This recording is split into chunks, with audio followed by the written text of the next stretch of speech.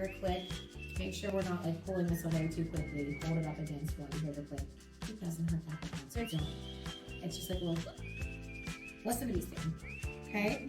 With these test strips, and with most test strips, they don't want drops and drops and drops of blood, okay? They just need one little drop of blood. So we're not dripping it onto here. We're gonna squeeze our little drop and just let it touch the side of it.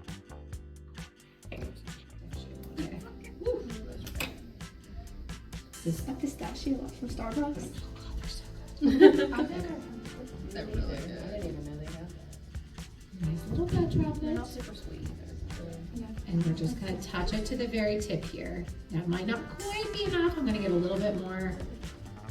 And we're just gonna touch it to the tip here. And a lot of those meters will kind of suck it in.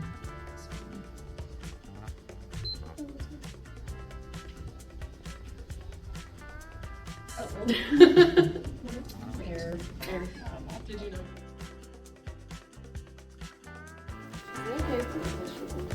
I can have it ready. Yes. Okay. Yes, that's a great idea, actually.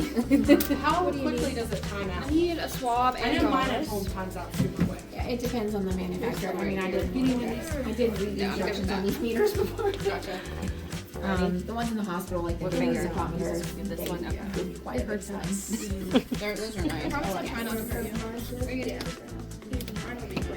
That's why I was waiting for this to like circle. What? Okay, what buttons do we press on this? I just put mine in. Just put the and test it strip flashes. in. Sometimes you only have a minute though, which is like. I'm not gonna put it in quite yet.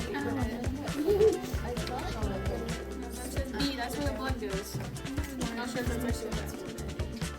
How do you see? She's got hers upside down like that. Oh, yeah. Not upside down or. 107.